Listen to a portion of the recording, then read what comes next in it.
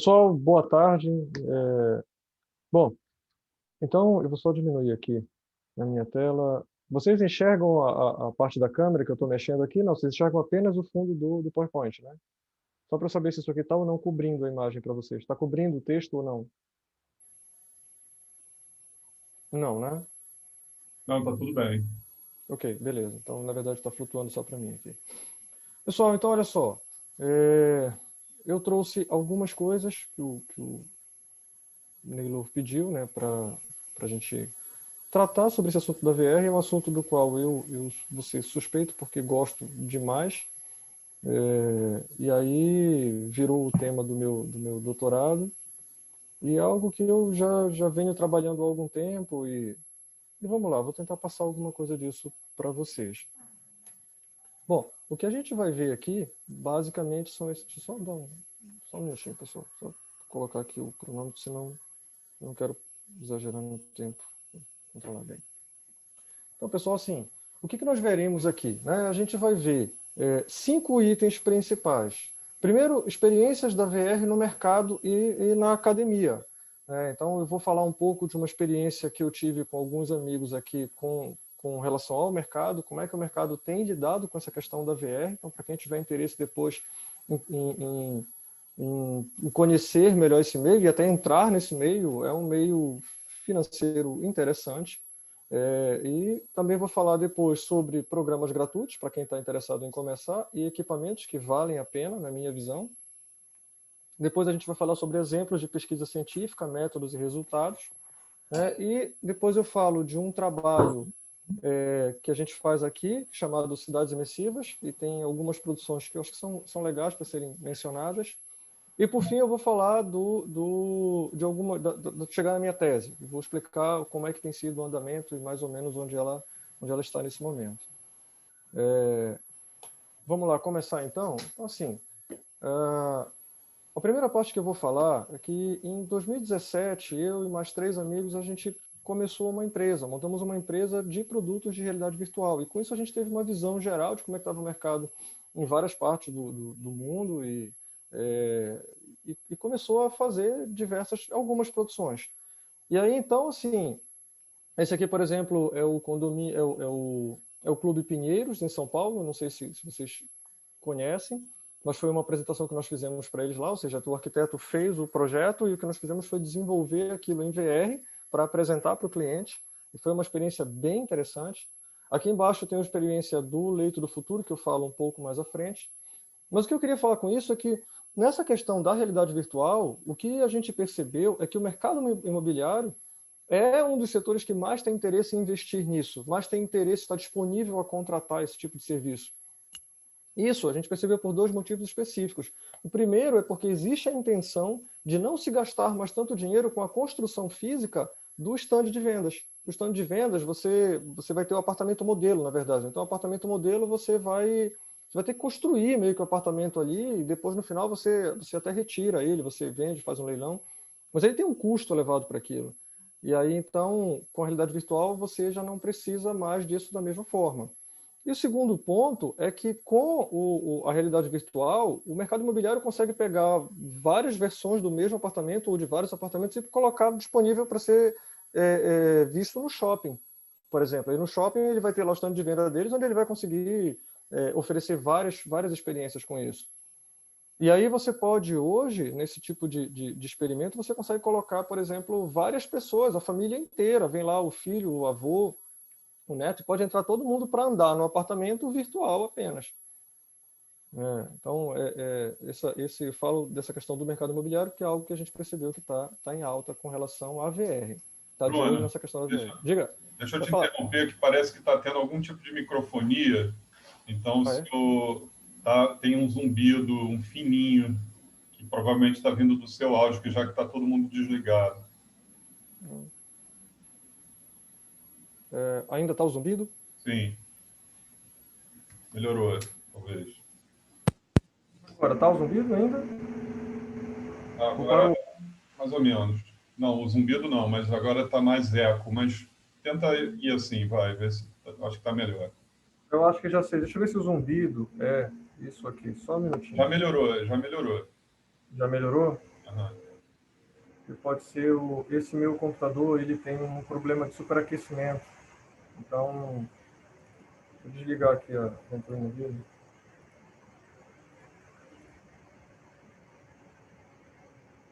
Já era para ter desligado.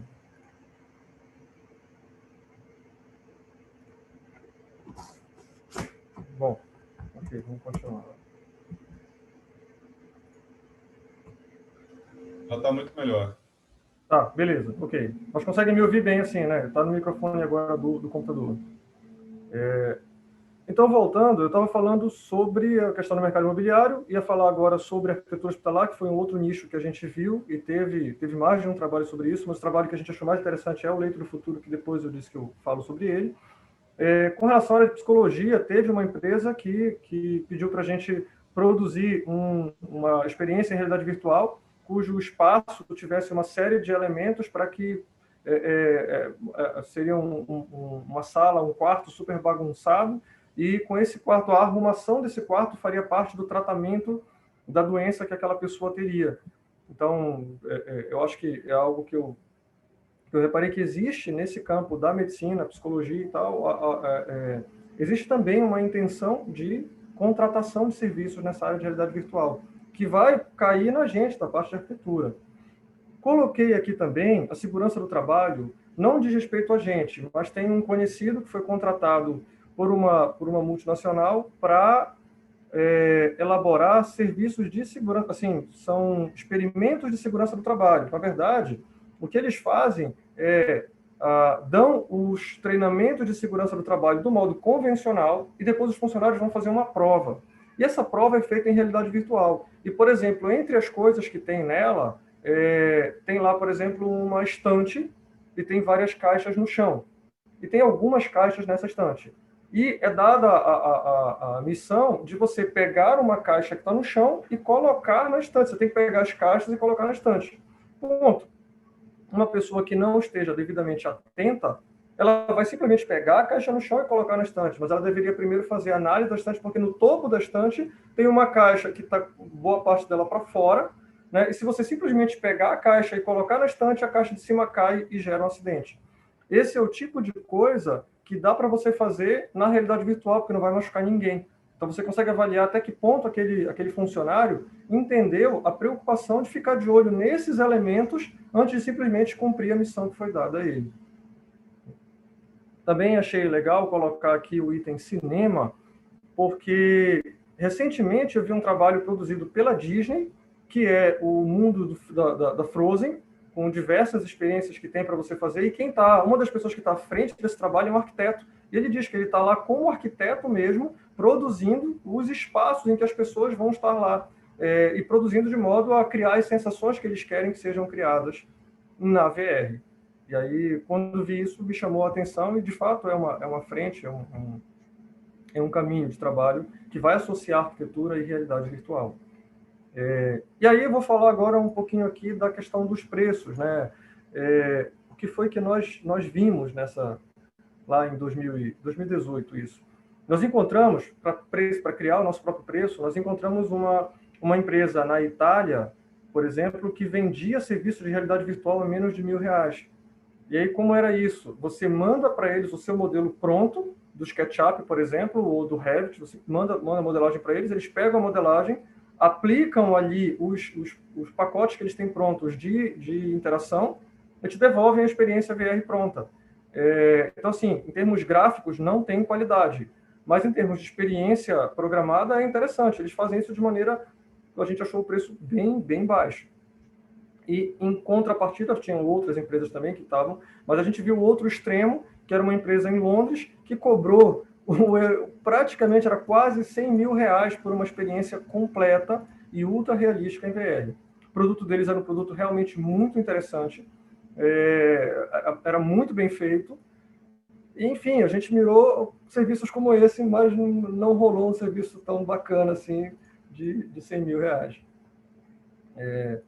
Mas, para vocês terem ideia do que a gente encontrou, né, pelo mundo de extremo, de menos, né, e serviços mais simples, e mais com serviços mais tops, né, mais caros.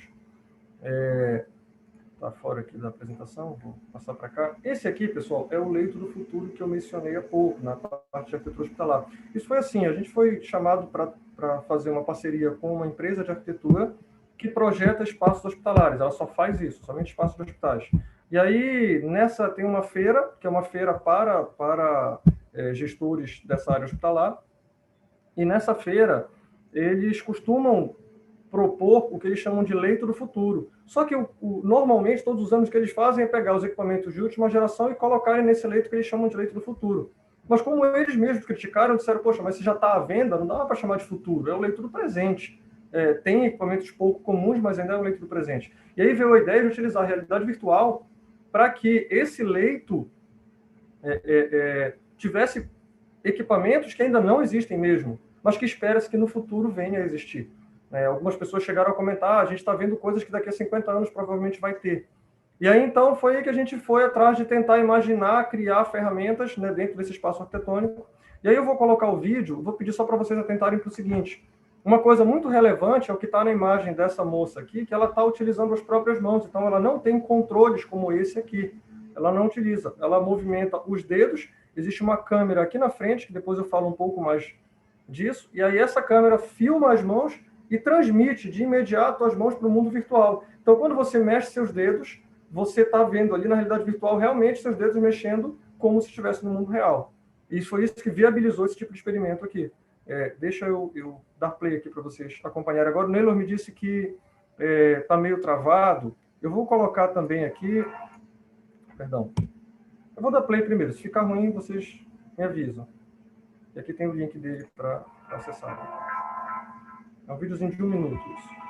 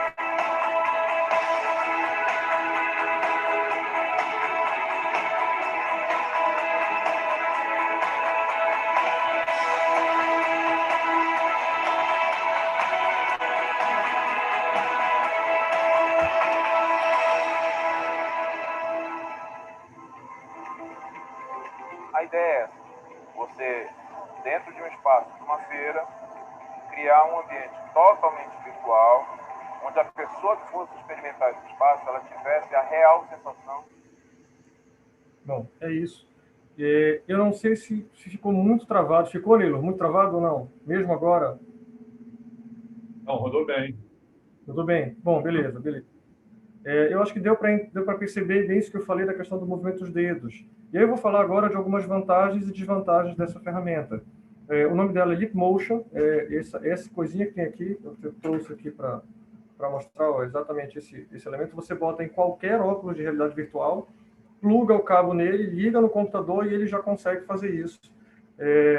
A primeira vantagem que eu acho torna esse equipamento interessante é a questão da acessibilidade, porque a gente percebeu com algumas experiências nossas que o controle é cheio de botões. É botão aqui do gatilho, é botão da garra, é botão para lá, para cá. E aí, quando a gente vai tentar explicar isso para uma pessoa, se ela não é uma pessoa habituada a essa questão da informática, de um joystick, ela pode não gostar da experiência, ela pode se incomodar com aquilo. Teve um arquiteto famoso aqui, por exemplo, que a gente preparou todo um pacote para mostrar para ele a experiência, e aí, quando ele colocou o óculos, né, já ficou um pouco tímido, assim, e aí, quando eu disse, você vai apertar esse botão aqui, mas ele não conseguiu apertar, ficou meio travado, deu 10 segundos, ele tirou o óculos e disse, gostei, adorei. Pronto, mas, na verdade, ele não gostou da experiência, né? Aquilo foi...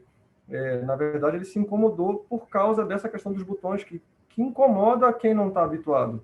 E o Leapmotion, ele meio que encerra isso, porque você tem seus próprios dedos e não há que ter dúvidas quanto a isso. E aí você cria botões no meio do cenário, como, por exemplo, com holograma, e aí você vai lá no holograma, aperta o botão e a coisa funciona. Então, Por isso a gente falou como um ponto muito positivo essa questão da acessibilidade, o aumento da presença. Eu vou falar melhor depois o que é presença, mas assim, é o aumento da sensação de que você está naquele lugar. O aumento dessa leitura de que, de fato, o que eu estou fazendo aqui nesse mundo virtual, para o meu cérebro, está realmente acontecendo. Né? Depois, eu vou falar, tem aqui uma outra vantagem. Esse produto ele vem com vários pacotes prontos de programação. Foi por isso que a gente conseguiu fazer aquilo. Eu peguei vários pacotes, adaptei, botei ali uma forma que eu queria e a coisa funcionava. E o preço dele aí depende. Se você agora viajar está mais difícil, né? Mas ele custa $70 mais ou menos. Vou comprar no Brasil um pouco mais caro, acho que está entre R$700, R$900, mais ou menos isso. Tem que pesar direitinho. Das desvantagens, ele, se não tiver algo no pacote aqui, ele não é fácil programar. Programar do zero nele é mais difícil. E, por exemplo, estou falando, eu não entendo nada de linguagem de programação. Eu sou zero linguagem de programação, exceto as caixinhas quando é linguagem de programação visual, que é aquele que sai ligando uma caixinha na outra. Não sei se vocês já viram isso. Mas quando é código escrito, eu não domino. E aí, então, nesse caso, vai precisar de código escrito se quiser programar algo que não esteja nos pacotes prontos. Ele não vem com teleporte. Teleporte é assim, imaginem que eu tenho aqui um espaço para navegar em realidade virtual e eu posso caminhar, eu posso me abaixar, eu posso me levantar num espaço de mais ou menos 3 por 3 metros, por exemplo. Esse espaço de 3 por 3 metros, pode ser até maior do que isso, de qualquer forma é um espaço limitado. E eu quero, por exemplo, eu quero passar quarteirão em quarteirão, eu quero ir de uma ponta a outra de um edifício. Não dá para fazer isso em 4 metros, em 3 metros. E aí, então, existe essa ferramenta chamada teleporte, que você vai pegar no controle, por exemplo, escolher um botão, por exemplo, pode ser esse aqui, que é o botão do gatilho, e aí você vai mirar para um local, ele vai vir no ambiente virtual, ele dispara um laser, e eu vou poder apontar para onde eu quero. Eu quero essa parte do chão, eu quero mais distante, eu quero mais próximo. Quando eu soltar o botão, ele vai me retirar desse ambiente que eu estou e vai me colocar no local para onde eu apontei. Então, isso é o que ele chama de teleporte. E funciona muito bem na realidade virtual. Não é perfeito, tem seus problemas, mas, digamos assim, no Leapmotion a gente não conseguiu resolver isso bem. Então, de tal modo que, para a experiência que a gente fez com ele, por exemplo, o Leito do Futuro, a gente só pôde andar dentro daquele espaço de 2x2, de 3x3 no caso. Não pôde passar desse ambiente porque não dava mais, já que não tinha teleporte. E o Leapmotion necessita de cabo. Então, por exemplo, se há uma tendência de se eliminarem os cabos, que é uma coisa que incomoda, você está andando aqui, está até bem imerso, de repente toca no cabo, e você vai se incomodando. O Leapmotion, ele necessita do cabo, não tem como usar ele sem isso. Vou avançar aqui.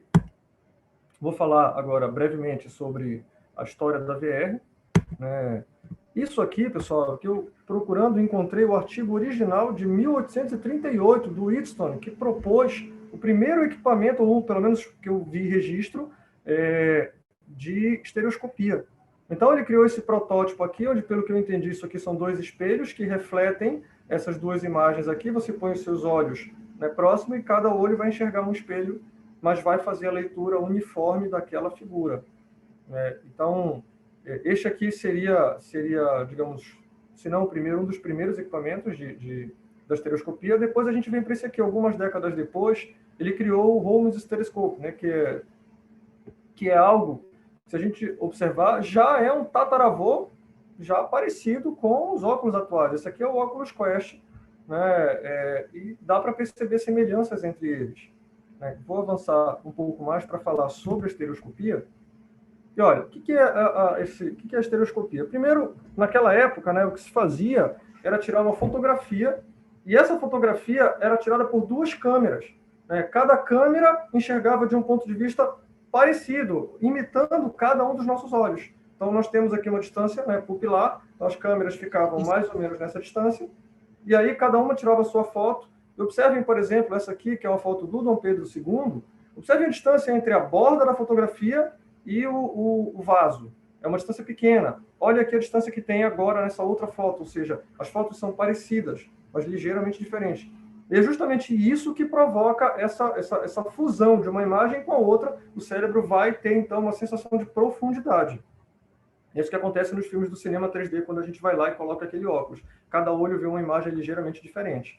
Isso aqui é também mostrando como é que funcionava, como é que era que ele botava as fotografias aqui e você enxergava, então, por este espaço aqui do óculos. avançando aqui, pessoal, se quiserem fazer pergunta no meio, por mim, fiquem à vontade, tá? Não tem problema. Falando, então, da estereoscopia ainda, né, aqui, ó, tem 2 globos oculares, né, que estão enxergando um objeto. Então, observem o seguinte, né? Conforme o objeto se aproxima da visão, a nossa pupila vai, então, convergindo para a posição daquele objeto. Esse movimento que é feito pela pupila vai dizer para o cérebro, olha, isso aqui está chegando perto. Isso é uma coisa, é um objeto que está realmente se aproximando. Então, ele dá uma série de informações para a gente. E a gente acaba acreditando que aquilo é real.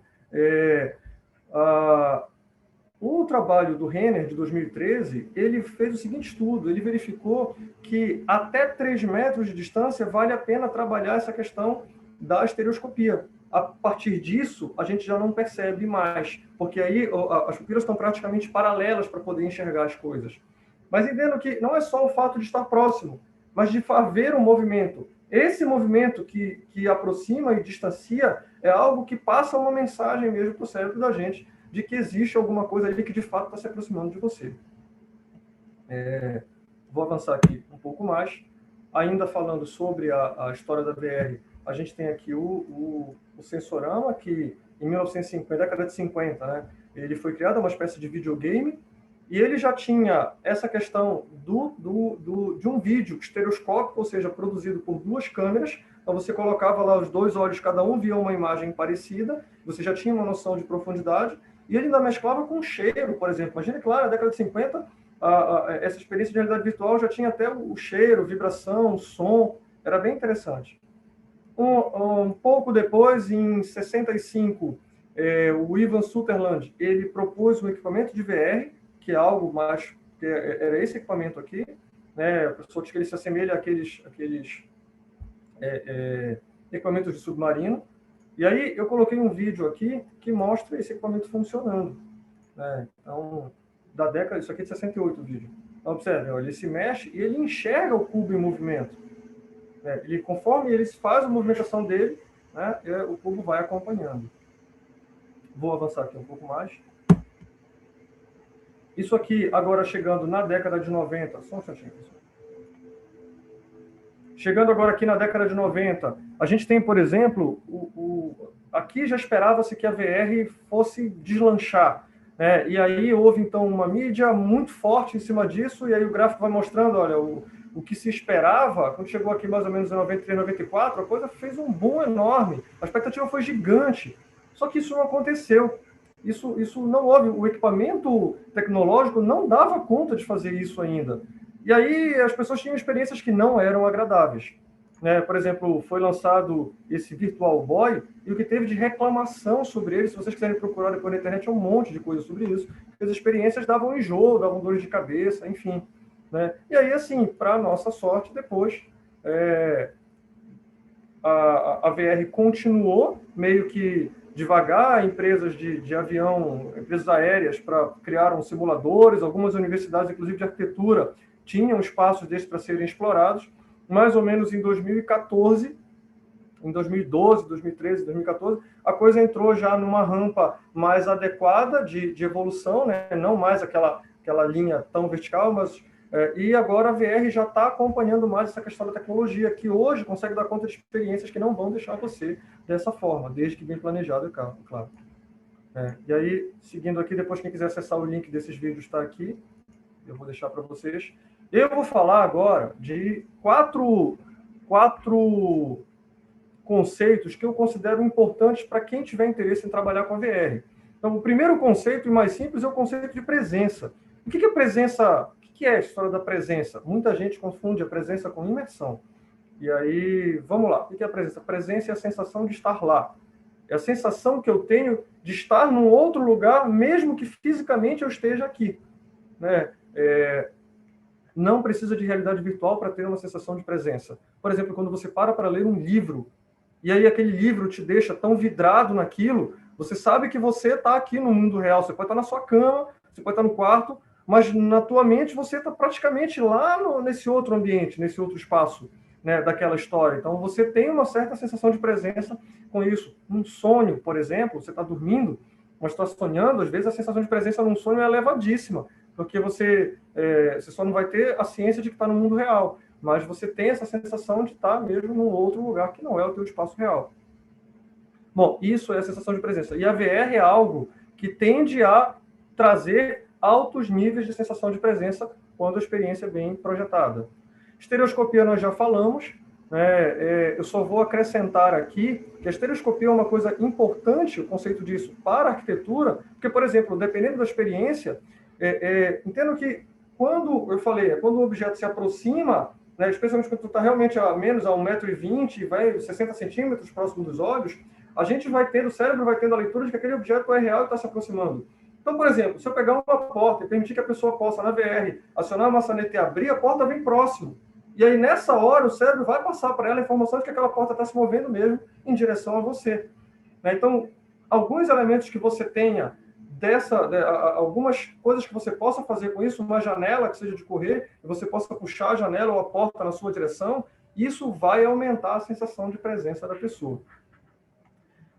Imersão, eu coloquei aqui no sentido de explicar, deixar claro que imersão, ela diz respeito ao equipamento. Imersão é o quanto o equipamento envolve você. Por exemplo, existem óculos de realidade virtual que tem 80 graus aqui de abertura.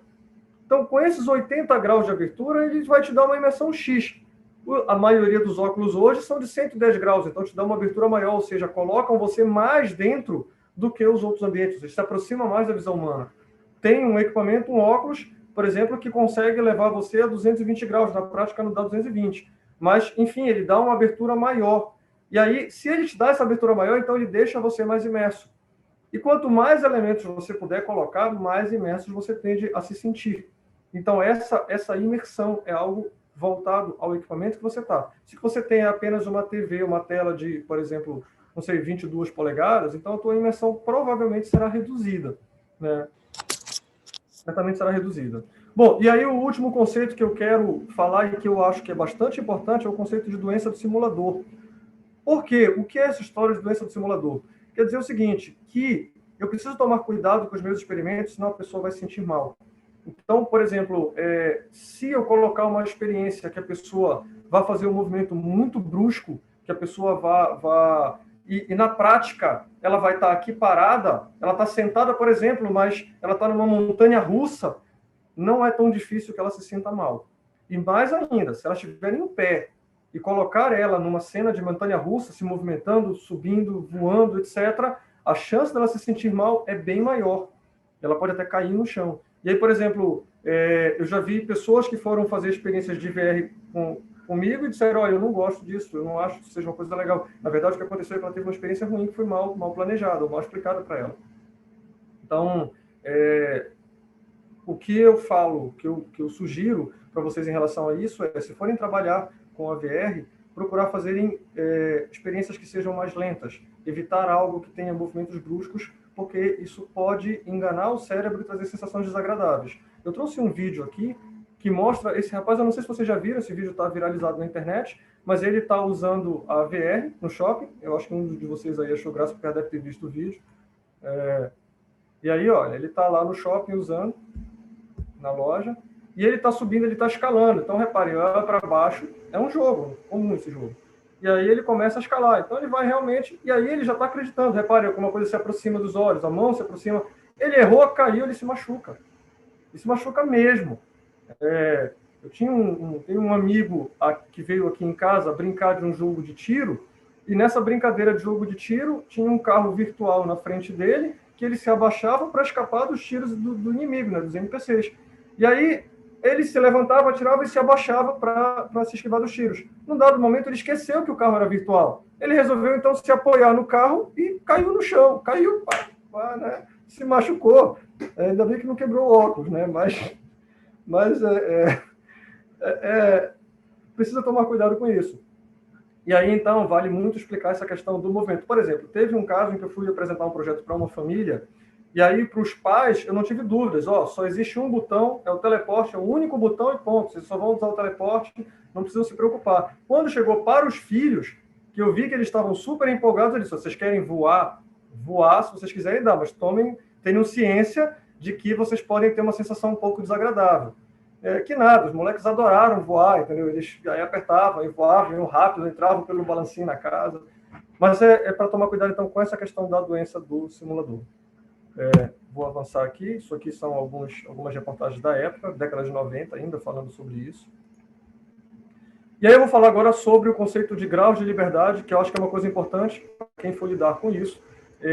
Grau de liberdade quer dizer o seguinte, dá para ver aqui na primeira imagem, 3 DOF e 6 GROF, Degree of Freedom, que é grau de liberdade mesmo. Então, existem os equipamentos com 3 graus de liberdade, os equipamentos com 6 graus de liberdade. Observem, não existem 9 graus, não existem 12 graus, só existem esses 3 mesmo, esses dois, 3 graus e 6 graus. O equipamento de 3 graus de liberdade é aquele que eu só posso mexer a cabeça. E aí vocês poderiam perguntar, e a experiência é ruim? Não, é boa a experiência, é legal, mas ela é limitada apenas a isso.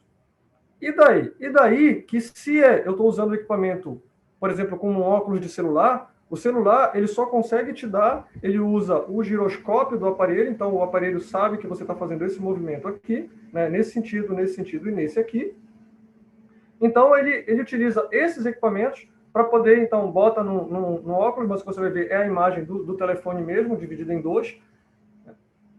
Desculpa, então, você vai ter uma experiência interessante se ela for planejada, mas você não pode, você pode girar a cabeça à vontade. Vou pegar aqui um óculos que a minha filha tirou daqui. Você pode girar a cabeça à vontade, mas você jamais pode fazer isso com o seu corpo, com a sua cabeça. Se você fizer esse tipo de movimento, ou seja, deslocar no eixo X, Y, se levantar, se abaixar, ir para frente ou ir para trás, isso não pode fazer. E se você fizer, a chance de se sentir mal é razoável, é grande.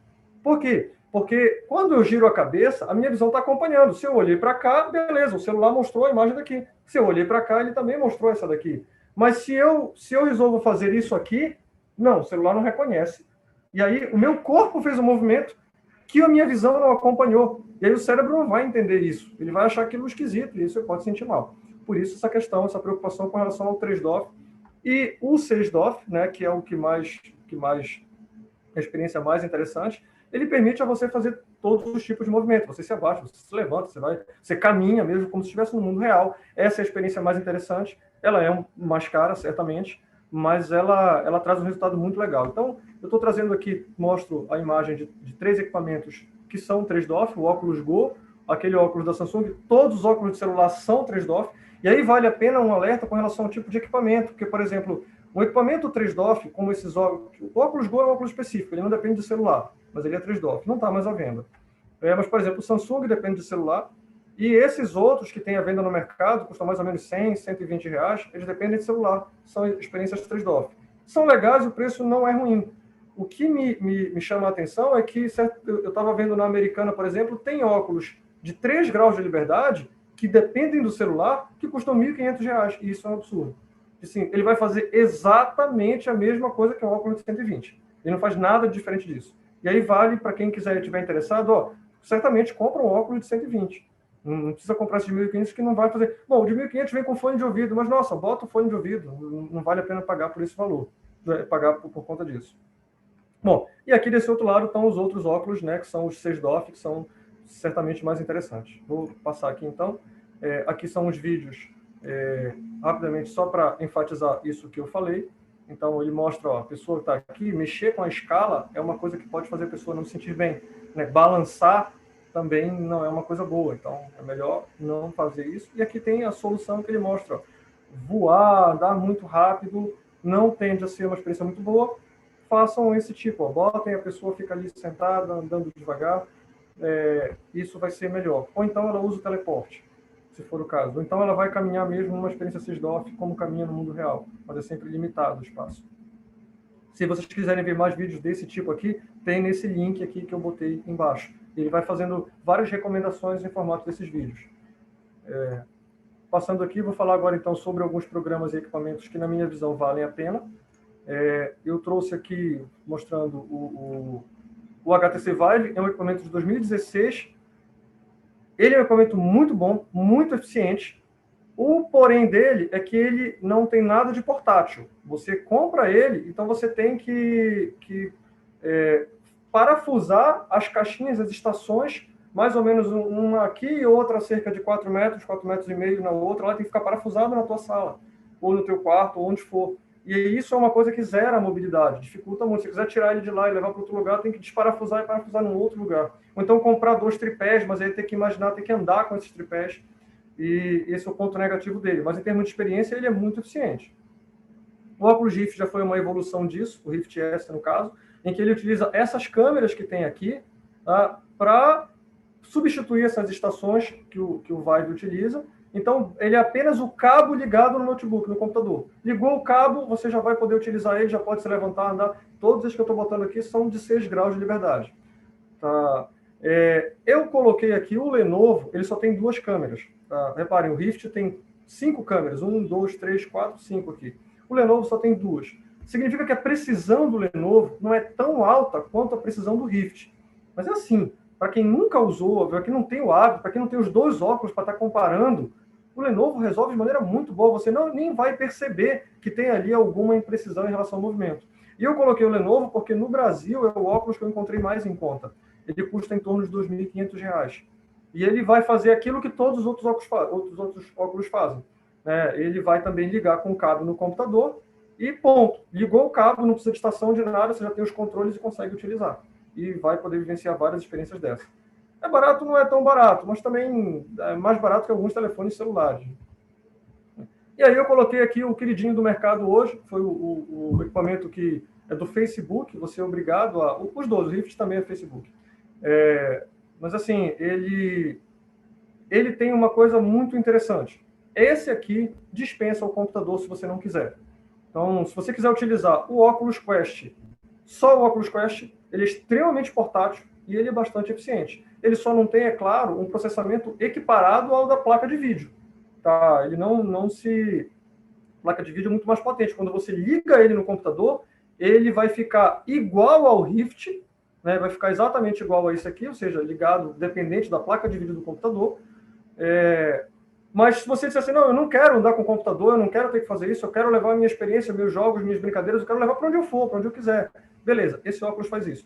E aí o Facebook disse, olha, ele está mais em conta do que os outros equipamentos mais novos. Eu não coloquei aqui equipamentos mais novos, mas em geral, para vocês terem ideia, custa em torno de $600 da HP, que é um dos mais famosos. O Quest faz exatamente a mesma coisa, que é o que faz esses outros aqui também, mas ele está $300. Então ele está bem mais em conta. Quem quiser comprar ele no Brasil, o preço dele na Amazon e na Amazon dos Estados Unidos, já com todas as coisas de importação, está em torno de R$ 3.500. Ou seja, sai um pouco mais caro que o Lenovo e tem algumas vantagens. Vou passar aqui. Aí, beleza. A gente vem nos programas, para quem quiser trabalhar com isso. Põe assim, se eu quiser trabalhar só com arquitetura, eu quero usar a VR para apresentar projeto para os meus clientes. Eu quero usar a VR para isso. Então, esses 2 programas que eu estou apresentando não são exatamente o foco. Tá? O foco tem outros que são bem mais fáceis e bem mais simples. Esses que eu estou colocando aqui agora são para quem tem mais interesse em fazer experiências realmente mais interessantes, ou seja, trabalhar a interação dentro do ambiente de forma muito boa. E aí, o Unity e o Unreal são programas gratuitos, extremamente eficientes, e um ponto negativo deles é que eles não são tão fáceis de trabalhar, mas eles são muito bons. Eles são gratuitos para quem ganha até $100 mil por ano. E aí é preciso verificar, mas de modo geral não é a maioria das pessoas que ganha até $100 mil por ano. Ou seja, para a maioria das pessoas ele vai acabar sendo gratuito. Só para vocês terem uma ideia da qualidade do render, eu vou botar um vídeo rapidinho aqui. Essa é a qualidade do render do Unity. Na minha visão, é um render bom, é um render que consegue resolver muita coisa.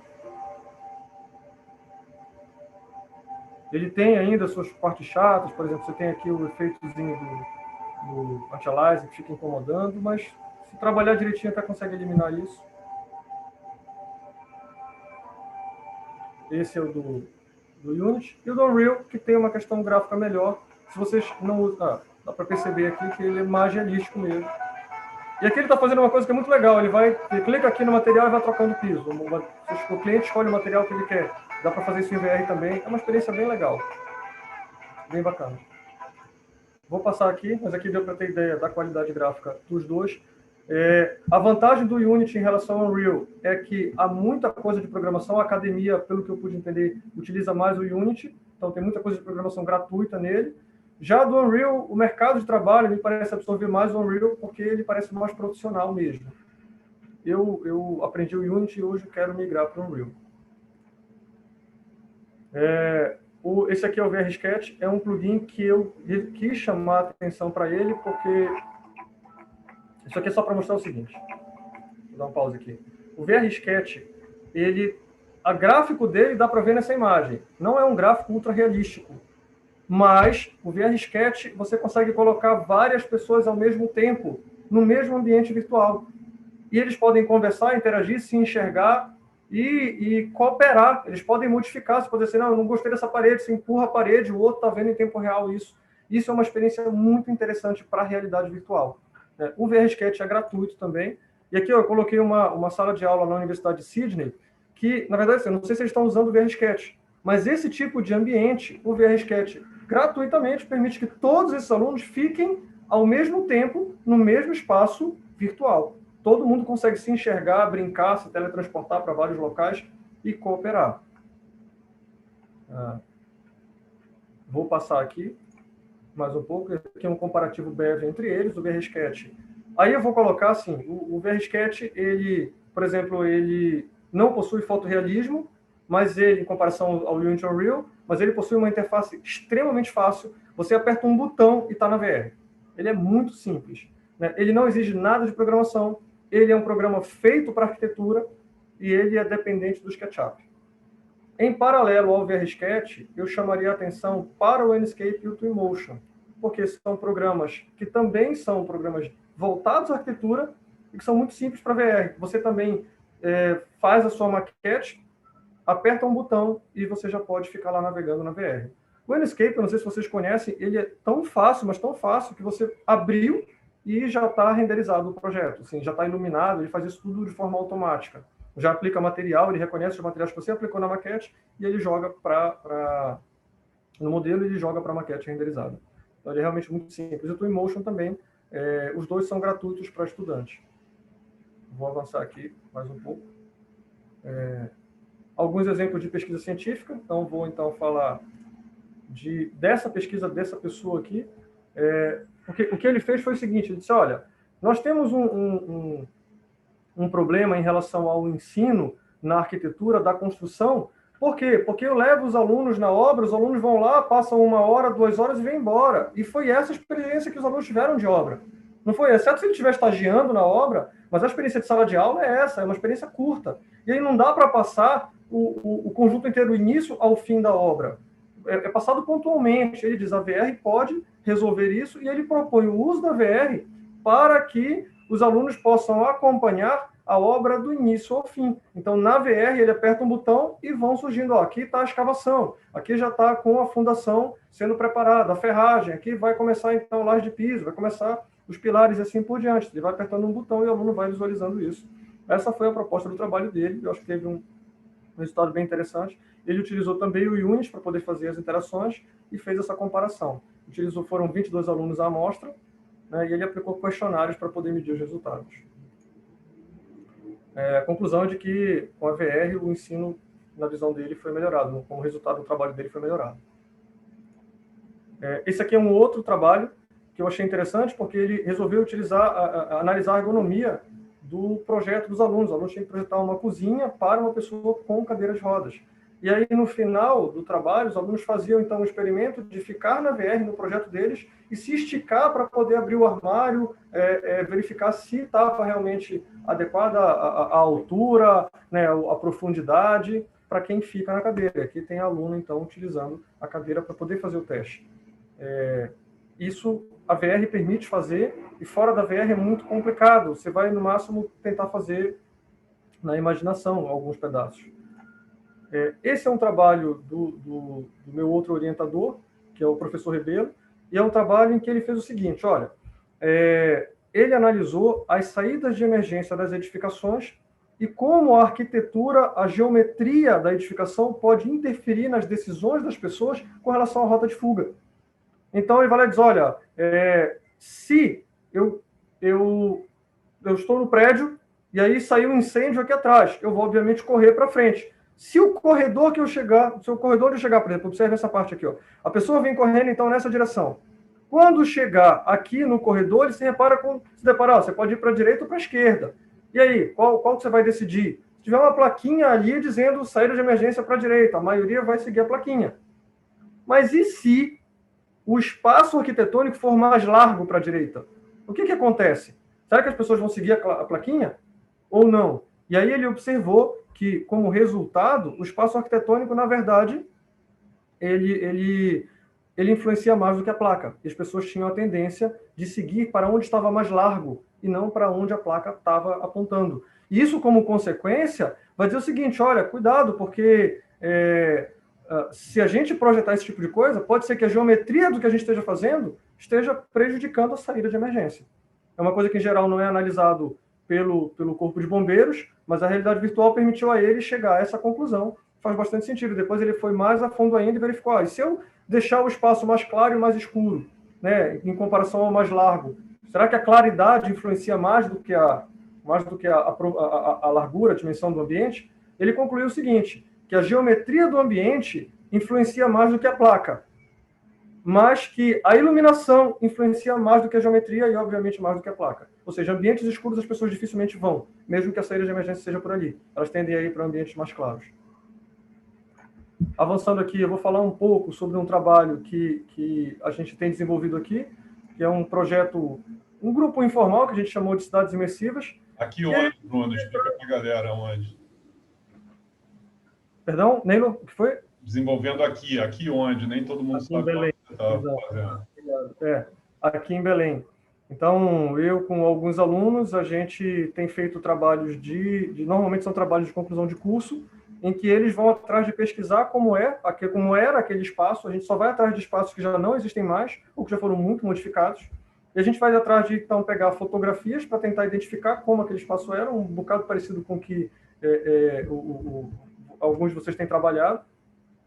Aí, com essas fotos, com os mapas, fazendo cruzamento de mapas, pegando um mapa atual, sobrepondo sobre um mapa antigo para tentar melhorar a precisão dele, identificando de onde as fotos são, a gente vai, então, tentando reconstruir os edifícios. A gente já fez aqui uma porção de edifícios antigos que já não existem. Isso trouxe para a gente algumas experiências muito legais, inclusive em VR. E aí, por exemplo, esse aqui é um dos prédios que, para mim, me deixou mais feliz de ter conseguido reconstruir, que é chamado Grande Hotel, que foi demolido na década de 70 para construir um edifício de 20 andares. Enfim. E aí, no meio dessas experiências, apareceu essa daqui. E assim, esse aluno disse, não, Bruno, eu quero reconstruir os prédios do passado, mas eu não quero fazer só, eu quero fazer um jogo de videogame com aquilo. Então, ele reconstruiu o prédio conforme era o projeto antigo, mas ele criou uma história, ele inventou um contexto que extraterrestres teriam retirado o prédio dali, levado, virou uma nave espacial, outras naves iam atacar, e ele colocou os NPCs e você vai com uma arma ao redor do prédio, por dentro do prédio, para atirar, para disparar. Foi um dos TCCs que, eu acho que foi o TCC que mais atraiu pessoas, assim, na defesa. Eu não tinha visto tanta gente, lotou, ficou gente lá de fora. E o pessoal queria jogar também o jogo. Que prédio que é esse, Bruno? Perdão? Que prédio que é esse? Esse é o prédio chamado Palácio Lauro Sodré. Ele foi construído em 1600, a primeira versão dele é de 1750. É de um arquiteto famoso mundialmente, o Antônio Landi. Eu não sei se vocês conhecem ele, mas ele fez vários trabalhos na Europa e na época veio para cá. E aí ele construiu esse edifício e vários outros prédios por aqui. E aí, só que assim, o tempo foi passando e as pessoas foram modificando o prédio. Então, você olha, o prédio hoje já está bastante descaracterizado em relação ao que ele fez. Por exemplo, ele criou bem aqui uma escadaria, deixa eu ver se o mouse aparece. Ele criou bem aqui uma escadaria para você observar um jardim. Já destruíram o jardim, já destruíram a escadaria, destruíram um monte de coisa, não tem mais isso. Construíram outro... Esse trabalho está disponível para a gente jogar e conhecer? Não, ele não colocou disponível. Ele ia colocar, a gente chegou a conversar várias vezes sobre isso, mas ele acabou não colocando. O pessoal, depois que se forma, acaba indo... Toda vez eu falo com ele quando encontro, e ele diz, não, vou voltar a fazer, mas acabou não dando continuidade. Então, ele não colocou disponível. Mas, assim, eu tenho o jogo aqui, posso postar para vocês olharem, acho que não tem nenhum problema. E ele roda sem VR? Ele não ficou VR, ele ficou só um jogo comum mesmo. É um jogo simplesinho, você se movimenta, atira no robô, o robô cai, o robô atira em você, até você chegar no centro lá, que é esse pátio interno que tem aqui, que tem essa bola, você tem que atirar nessa bola, e aí pronto, encerra. É um protótipo, é uma fase só. Mas assim, ele se empolgou demais com isso e ficou um resultado bem, bem curioso, a gente achou. Depois eu vejo o jogo para postar para vocês. Eu tenho ele aqui. Vou passar aqui para o próximo. Esse aqui é um outro vídeo de um outro trabalho que a gente fez de reconstrução. Esse vídeo a gente achou bem interessante. Eu vou dar play aqui nele.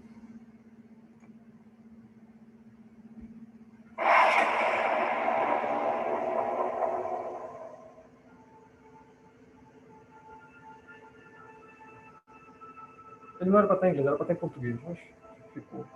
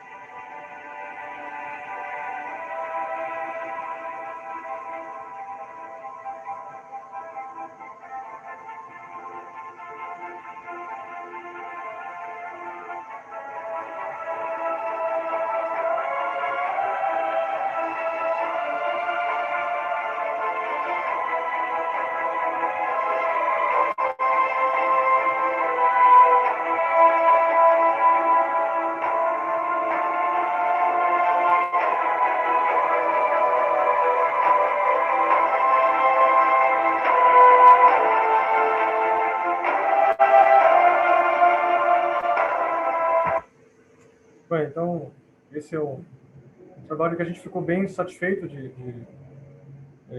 ter concluído. E aí, o que vem depois disso foi isso aqui. Ó. Ele foi feito no Twinmotion, no SketchUp e depois do Twinmotion. Deu para vocês observarem bem a vegetação. Ela fica muito boa, tem um resultado muito bom. E aí, a gente depois resolveu fazer essa experiência em VR, mas em VR 3 DOF, ou seja, com 3 graus de liberdade apenas. Assim, a gente poderia levar a pessoa, não dá para pegar um óculos caro e levar para essa praça hoje, né? Mas um óculos mais barato dá para fazer isso. E aí a gente, então, a pessoa tem aqui os anos, né? São 3 épocas, 1910, 1950 e 2020. 2020 a gente utilizou uma câmera 360, colocamos num tripé, fomos lá e fotografamos. Foram uns 30 pontos, mas depois a gente viu que é exagero, 30 pontos, pode ser bem menos que isso. Aí a gente criou, então, tem uma programaçãozinha no Unity, os panoramas foram todos renderizados no Twinmotion, e aí o que acontece? A pessoa, então, quando está na realidade virtual, ela pode escolher vários pontos aqui do espaço, né, na horizontal, ou seja, ela pode se deslocar na horizontal, ela posiciona lá o ponto, rola um temporizadorzinho, e aí ela, então, se teletransporta para lá, e se ela quiser trocar o ano, basta ela olhar para cá, e ela vai dizer, vou ficar em 1920, 2020, 1950 ou 1910. Então, ela consegue fazer essa viagem no espaço e no tempo. E aí, o que a gente quer fazer, e não chegou a fazer ainda, é pegar esse produto e levar lá, para a pessoa poder experimentar no local. Vou avançar aqui. Isso aqui, então, chegando já no finalzinho do Cidades Imersivas, isso foi o último artigo que a gente publicou no SIGRAD, e ele fala o seguinte, nessas reconstruções com base em fotografias, tem fotos que nos dão maior certeza de como a geometria era, mas tem trechos, partes dos prédios que não nos dão essa certeza, ou nos dão ela num grau menor, porque ficou mais de lado da foto. Eu sei que era mais ou menos assim, né? Diferente, por exemplo, dessa igreja, que ela foi muito fotografada, então tinha muitas informações geométricas de como ela era, mas partes de trás nem tanto. Então a gente resolveu criar um algoritmo no Grasshopper, que eu não sei se talvez alguns de vocês conheçam, que é um programa é um plugin do Rhino que trabalha a linguagem visual para a construção de formas. Então eu linko assim, eu tenho uma caixinha lá, por exemplo, linha. Eu vou botar, linha, eu quero essa linha, eu ligo nela uma outra linha que vai dizer assim, você vai andar 10 metros, essa é a distância dessa linha. Agora eu quero fazer um retângulo, eu crio a caixa retângulo. Depois eu crio uma outra caixinha, agora eu quero o comando extrude. E aí, então, eu ligo o extrude no retângulo, depois eu ligo uma distância no extrude, aí eu vou conseguir controlar o quanto esse retângulo vai extrudar. Depois eu digo, olha, eu quero que essa parte do topo dele rotacione. E aí, então, assim, eu vou manipulando a forma no Grasshopper com base nessa linguagem de programação visual. E o que a gente fez foi marcar as câmeras nesse lugar, a gente, de forma manual e aproximada, e seriam esses cones aqui das câmeras, determinou essas camadas que tem aqui, então, quanto mais para a ponta, menor uma pontuação que a gente colocou, quanto mais próximo, melhor, porque a resolução é mais alta. Depois que então, essas câmeras ficaram sobrepostas nos mais diversos pontos, quando elas saíram se montando, a gente tinha, nas bordas dos edifícios, né, um cálculo. Olha, aqui tem bastante informação geométrica, tem várias câmeras próximas, então aqui vai ter mais pontuação. Aqui, por exemplo, onde ficou verde, quase não tinha imagem, as câmeras passavam ali só tangenciando mesmo, então ali tinha menor pontuação, aí gerou esse mapa, e depois a gente até recebeu o convite para publicar numa revista A3, por conta desse artigo. Esse artigo você pode disponibilizar, Bruno? Eu acho que eu não tenho ele aqui. Posso sim, Nilo. Não, posso. Chamado The Virtual Reality as a Tool to Analyze Modifications in the Architecture of the City? Não. Esse é um que o título dele aqui está traduzido, mas é isso mesmo, é uma metodologia quantitativa para medir a confiabilidade dos dados. Porque esse aqui eu não tenho. Eu tenho três artigos, esse aí muito me interessa, porque é uma abordagem bastante interessante. Beleza, vou mandar sim, com certeza. Vou passar aqui para o próximo, até pelo tempo. Aí a gente chega, então, na parte final, que é a parte em que eu vou falar sobre a minha tese, em que pé ela está. Ainda está em andamento, ainda está em produção. E aí, assim, a gente deu alguns passos e hoje está nesse aqui, em que diz o seguinte: mundo real e realidade virtual, a visita técnica como uma aula de arquitetura. O problema que é colocado, que é discutido aqui, é a frequência e a qualidade das aulas em formato de visita técnica. Ele, na verdade, tem uma série de limitações no dia a dia da sala de aula. Por exemplo, o aluno, parecido com o que o outro artigo trata lá, que eu mencionei, o aluno muitas vezes não consegue fazer visita técnica em vários locais, ou ele vai, mas não são todos os lugares que ele consegue ir. Então, ainda mais diante da pandemia, tem a questão do preço, tem a questão do perigo, especialmente no Brasil. E aí, então, a gente resolveu dizer, bom, é possível que a VR possa atuar nesse campo. E aí vem a pergunta, né, a questão da investigação. De que forma ou em que nível a VR ela se equipara ou se compara com uma visita técnica de uma aula de arquitetura feita no mundo real? Se eu fizer a mesma visita técnica feita no mundo virtual. Como é que ocorre essa comparação? O quanto a visita técnica na VR pode se aproximar do resultado de uma visita técnica no mundo real? Porque isso aqui pode nos dar, então, dados para dizer assim, se a diferença não for tão grande, talvez valha a pena investir nesse tipo de coisa. Se a diferença for grande demais, aí o investimento talvez já não seja tão relevante. Então, eu coloquei 3 prédios aqui, que eu entendo que são prédios relevantes, e que vale a pena a maioria dos alunos de arquitetura fazerem uma visita nesse espaço. E em meio virtual é mais fácil fazer isso. Mas aí vale a pena perguntar, mas o quanto essas visitas podem ser equivalentes para que vale a pena, por exemplo, investir nisso, ou não, né? E aí, passando aqui, deixa eu só diminuir essa questão do vídeo. Tá? Então, assim, o objeto de estudo é a percepção dos alunos acerca da aula na VR. O objetivo, então, é comparar uma aula de arquitetura ocorrida no mundo real com uma outra na realidade virtual, né, com fins de analisar o engajamento dos alunos para isso e a percepção do espaço por parte dos alunos. Então, são essas 2 variáveis que serão comparadas nessas 2 visitas. Os objetivos específicos investigar o estado da arte sobre esse tipo de comparação, né, investigar a variável engajamento, que no caso a gente escolheu utilizar um questionário de engajamento que outros pesquisadores já propuseram, e aí eu estou então propondo um questionário baseado num livro chamado Linguagem de Padrões, de um autor chamado Christopher Alexander. Talvez alguns de vocês conheçam esse autor. Eu acho que ele fala de maneira interessante sobre a leitura dos espaços, e é algo que, utilizando uma certa sequência, a gente então criei questões que nos ajudam a interpretar o espaço com base nessa linguagem de padrões que ele propõe.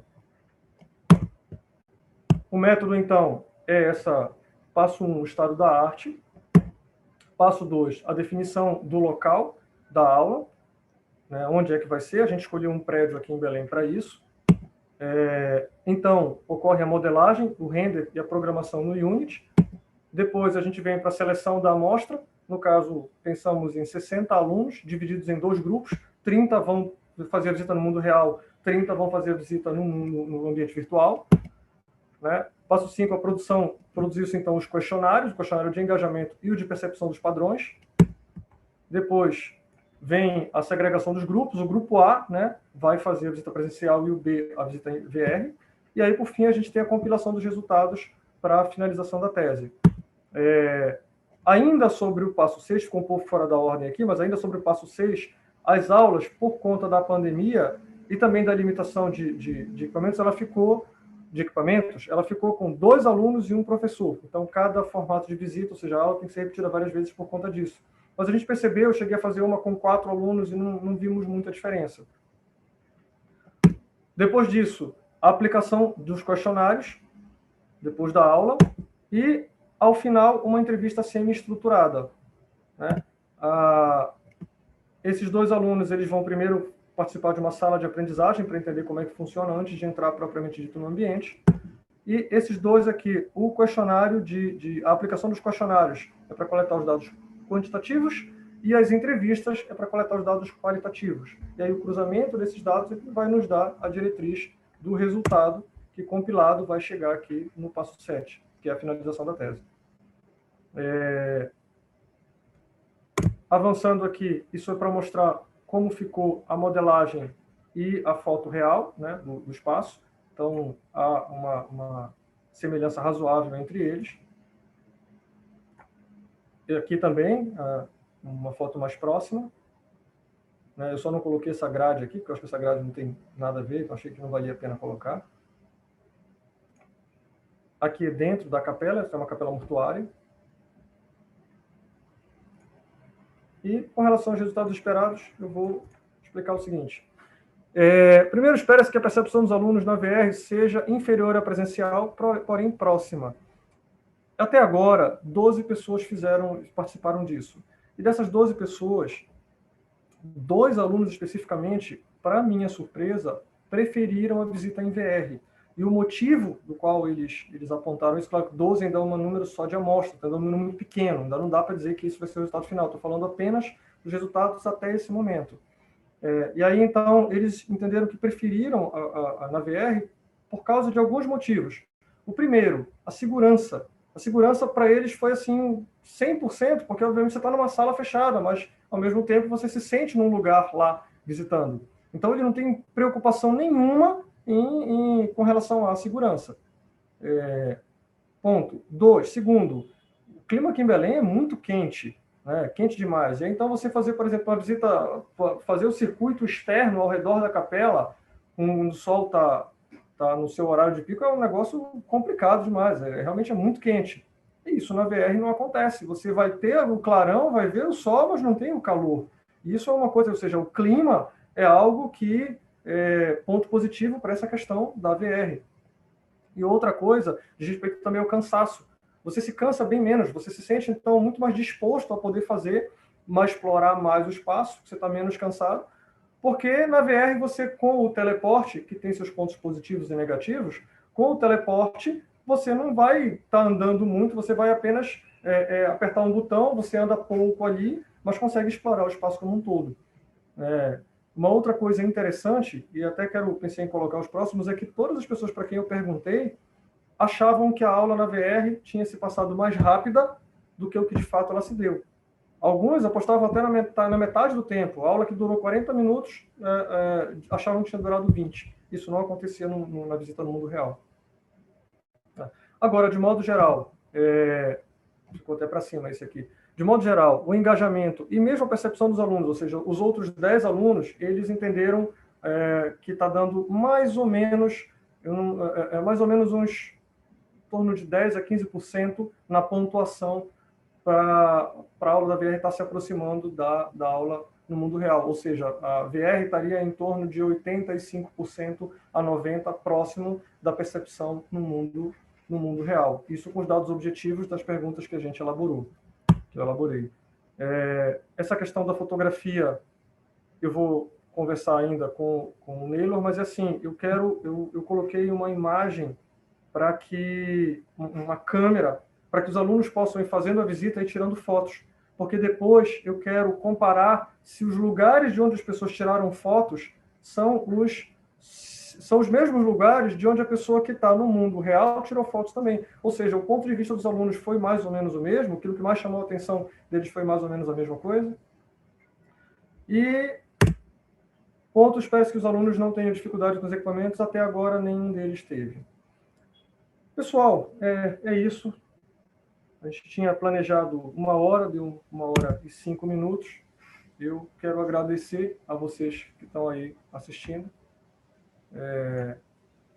Vou aumentar aqui. E se vocês tiverem curiosidade, quiserem fazer pergunta, tiverem alguma dúvida, fiquem à vontade. Estou aqui para responder, para ajudar, para tirar dúvida, enfim. Deixa eu só para acender a luz aqui um instantinho, só um minutinho. Bruna, Maia, tanto faz, assim, respondendo a sua pergunta, a gente está gravando, então a sua pergunta vai ficar registrada de qualquer modo. Né? Okay. Bruno, eu queria te agradecer, dá para ver claramente assim, o quanto você gosta do tema, o quanto você domina o tema. Sim. Você esqueceu de falar para o pessoal que se coleciona óculos de realidade virtual, né? É verdade, é verdade. Quantos você tem, hein? Eu não sei se dá para ver aqui. Assim, desses óculos de 6 graus de liberdade, eu tenho 7. Se eu acrescentar os de 3 graus de liberdade, sei lá, vai dar uns 12, talvez 11. Podia socializar um pouco a tua coleção, né, cara? Podia. Mas, brincadeiras à parte, assim, super obrigado. Agora vamos abrir para as perguntas, né? Eu acho que tem muita gente aí, assim, como é um tema novo e fascinante, acho que as perguntas devem ser bastante interessantes. Vamos lá, Bruna estava querendo falar. Vamos lá, Bruna. Oi, Bruno, parabéns pelo trabalho. Obrigado. Eu também estou terminando meu doutorado pelo ProURB Legal. E eu estou trabalhando com a questão das interfaces, uma parte teórica e conceitual da relação do digital com o físico e as relações entre eles. Então, eu tenho 2 perguntas. É a definição de presença que você usa, né, quando você fala de presença, se isso é de um autor, da onde que vem isso? Sim. Okay. Você quer responder? Posso responder logo essa? Porque, assim, sim, presença, há uma série de autores que conceituam presença. Tem até uma parte do meu trabalho que vai discutir muito essa questão do conceito de presença. Se você quiser, depois eu posso te passar vários trabalhos que falam sobre isso, desde os primeiros que começaram a conceituar isso. E, assim, presença... Vamos lá, o último que conceituou, que eu utilizo, foi de 2010, mas certamente tem alguns mais recentes. E ele diz o seguinte: presença é a sensação de estar no outro lugar, mesmo estando fisicamente no espaço em que você está. Ou seja, você tem esse deslocamento psicológico. E a presença, ela é algo variável. A presença não é uma coisa estática, diferente da imersão. A imersão, eu ponho o equipamento e ele é de 180 graus. Ponto, ele é 180 graus, ele vai ser aquilo. A presença, não. A presença, vamos lá, se eu colocar o óculos de realidade virtual, se você colocar agora, e o ambiente que você estiver vendo for um nada, um branco, você não vai ter sensação de presença nenhuma, porque não tem nada ali, ou vai ser muito baixa. Se tiver, você vai dizer assim, eu estou caminhando no nada, eu estou em espaço nenhum, então ali o teu nível de presença é baixo. Mas se de repente aparece uma pessoa na sua frente para conversar com você, você vai se surpreender, vai focar a tua atenção naquela pessoa e aí só de focar a atenção, o teu nível de presença já sobe. Então, o foco é uma das coisas que tende a subir o nível de presença. E aí, por exemplo, se tiver aquela questão da estereoscopia, ou seja, algo que essa pessoa estende a mão para lhe entregar alguma coisa, você estica a sua mão, pega e vai olhar. Esse movimento de se aproximar dos seus olhos, ou seja, fazer isso, também vai, ou seja, a estereoscopia também vai interferir no teu nível de presença. E você está meio que confundindo o cérebro, dizendo para ele, eu estou aqui nesse outro lugar. Ou seja, por alguns instantes, você meio que esquece mesmo que está no mundo real e se convence de que está no mundo virtual. E aí, então, é desejável, para a maioria das experiências de arquitetura, que a gente tenha experiências com níveis de presença elevados. Sim, é por isso que eu queria... Depois, eu quero, sim, as referências, se você puder me passar, porque eu cheguei, digamos, essa compreensão de presença, mas por outro caminho, digamos, assim, a filosofia, praticamente. Então, acho que seria interessante trazer esse conceito. Por exemplo, o meu vem da minha leitura de Heidegger, por exemplo. Então, tipo assim, vem de um caminho bem diferente, mas também chega nessa mesma compreensão da presença como foco, né, como atenção. E eu acho que seria bem interessante eu consigo pegar essas referências para fazer esse cruzamento, né, de que não sou só eu que estou pensando isso, né? Essa visão de presença também na parte virtual. Beleza, legal. E a outra questão que eu queria te perguntar é da sua tese de doutorado, que você está fazendo essa questão dos 2 grupos, né? E se você pensou em, de repente, depois inverter os grupos, sim. entrevistar eles em relação às diferenças em si, né? O que o virtual ainda não consegue passar, né? O que o ambiente físico, que para mim é um pouco da questão da minha tese, assim, qual que é a significância, né, o detalhe do ambiente físico em si, quando a gente tem tantas possibilidades virtuais, né, que é uma das questões que me intriga. Então, a minha pergunta é se você pensou em fazer isso, qual que é a ideia? Beleza. Assim, eu pensei em fazer, ainda preciso conversar um pouco mais com ele e com o outro professor, mas assim, eu cheguei a fazer com uma pessoa apenas, uma pessoa que fez essa experiência na realidade mesmo, no mundo real. Então eu trouxe ela para experimentar, ou seja, mais ou menos umas 2 semanas depois, eu disse, agora senta aqui e você vai vivenciar a mesma coisa, só que agora em VR. E aí ela se empolgou com aquilo, aí entra então essa variável da empolgação, que pode distorcer um pouquinho, mas no final ela disse que, vamos colocar assim, quando ela fez a visita no mundo real, ela gostou demais da capela, ela se empolgou, e ela marcou a maioria das respostas lá na escala Likert como nota 5. A maioria das coisas você deu a nota máxima, ou 5 ou 0 quando era pergunta invertida, né? Mas quando ela chegou para fazer, quando ela fez a VR, e aí eu disse, agora vamos pegar o questionário de novo, vamos rever o que desse questionário você mudaria, você marcaria diferente, achando que ela ia talvez reduzir, dizer assim, na VR... Ela disse que ela queria reduzir o questionário da presença do mundo real em alguns pontos.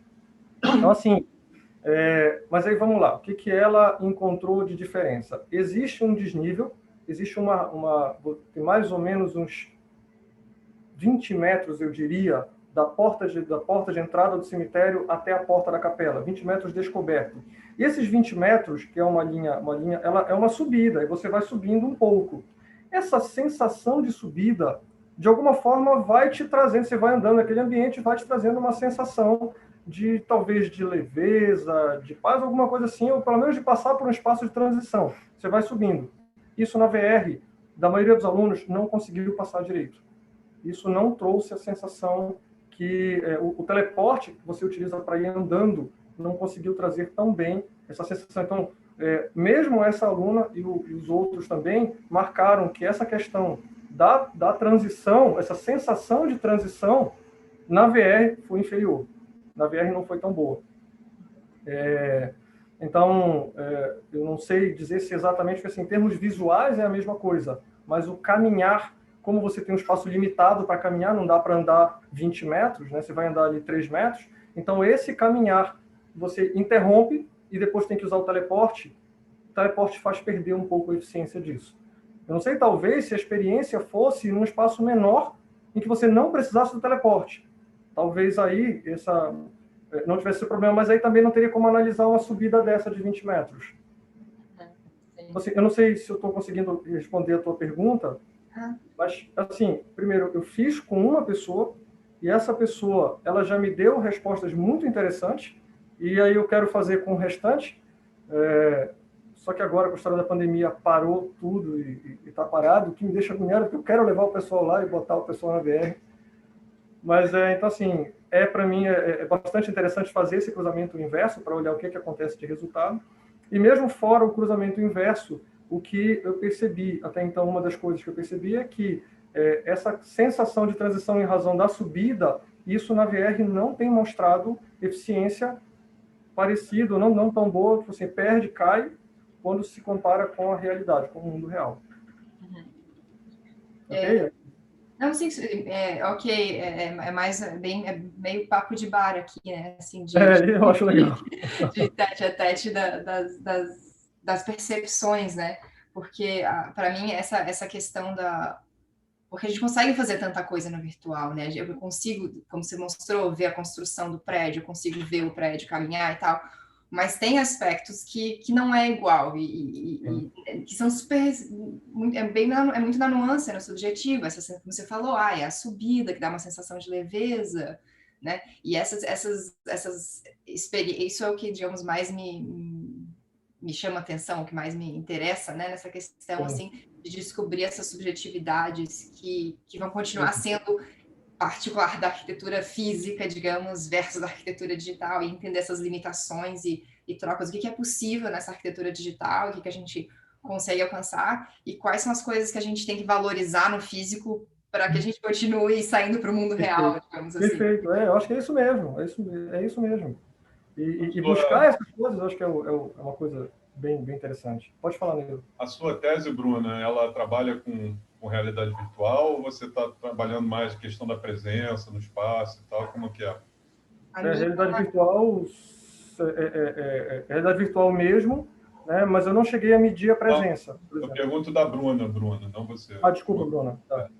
A minha, na verdade, é o impacto da internet ubíqua na nossa experiência de lugar. Então, eu trabalho a questão da virtualidade fazendo parte da nossa vida, mesmo não só na realidade virtual, mas mesmo a parte tipo de dia a dia, de celular e tal, e como isso interfere com todas as nossas experiências de lugar e tal, e acaba chegando nessa parte da realidade virtual. Então, não é minha tese necessariamente, mas no conceito que eu estou trabalhando, porque entra muito nessa questão do o que o virtual consegue fazer, o que é só do físico, né? E qual que é a significância do físico nessa realidade. Então, eu estou muito nessa questão mais teórica, conceitual, assim, do espaço físico e espaço virtual no contexto em que a gente vive hoje em dia. O Rodrigo está te orientando? Não, é o COS me orientando. Ok. Legal. Bacana. Acho que tem figurinha depois mesmo para trocar. Tem. Me pede depois lá no... Você está no River, né? Não tô orientando, mas posso conversar a respeito, tá, Bruno? Tá. Ideia. Ela não está, não, ela poderia estar. Mas ela não... No momento que o Rodrigo meio que incorporar ela um pouco, ela pode levar também para o River. Será muito bem-vindo. Queria passar a palavra para o Thiago, que pediu também para fazer uma pergunta. Thiago Leitão. Bom, vamos lá. Vocês me ouvem? Sim? Sim. Ô, Thiago, Okay. Você conhece o Bruno? Não, eu inclusive ia me apresentar assim agora. Tem como abrir tua câmera? Deixa eu ver aqui, peraí. Já abri. Oi? Não. Não. Não? Eu acho que a minha internet aqui não está muito boa hoje. O Thiago é também professor do Laúde, pesquisador, professor do Laúde. Legal. Só que ele deveria estar mais no River, mas não está. Isso é outro assunto. Muito obrigado pela chamada de atenção aqui publicamente, viu? Mas tudo bem, vamos lá. Vai lá. Bruno, olha só, bom, em primeiro lugar, parabéns pela pesquisa, pelo trabalho, acho que tem bastante contribuições aí, né? Assim como o Neilo me chamou a atenção, ele poderia ter me apresentado também, mas ele não me apresentou, né? Meu trabalho é sobre panoramas, então também investiguei um pouquinho sobre realidade virtual, né, e tal, um pouco mais na história em si, né?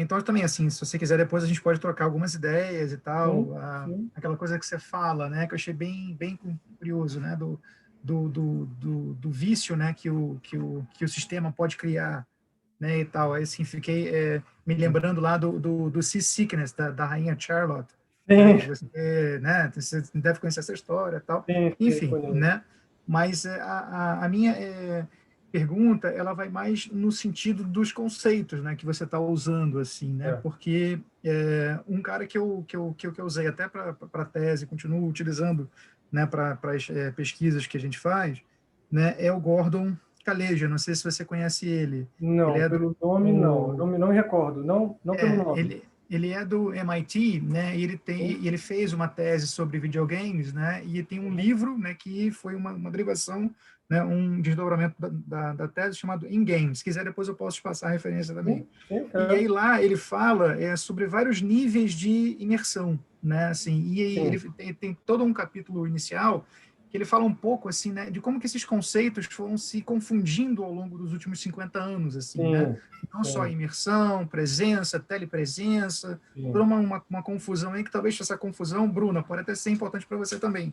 Ele também vai lá um pouco na filosofia lá do Heidegger e tal, ele também cita alguns filósofos nesse sentido, né? E aí, assim, como uma síntese, né? Não quero dar nenhum spoiler do livro aqui, mas ele, de alguma maneira, ele fala no final sobre um conceito de incorporação, né? Que seria talvez como se fosse assim, tudo aquilo que a gente achava que a presença era, ou a telepresença era, e a imersão era, né? Talvez uma nova palavra para dizer aquilo que a realidade virtual faz, né? Em relação, principalmente, aos games, né? Ele fala de incorporação. E eu queria saber se você, de alguma maneira, você já encontrou esse conceito em algum lugar, se você já discutiu isso, e se essa apropriação, né, dos sistemas para o corpo e do corpo para os sistemas, ou seja, essa ideia de uma interface cada vez mais invisível, se de alguma forma isso também não discute um pouco a própria ideia do corpo, né?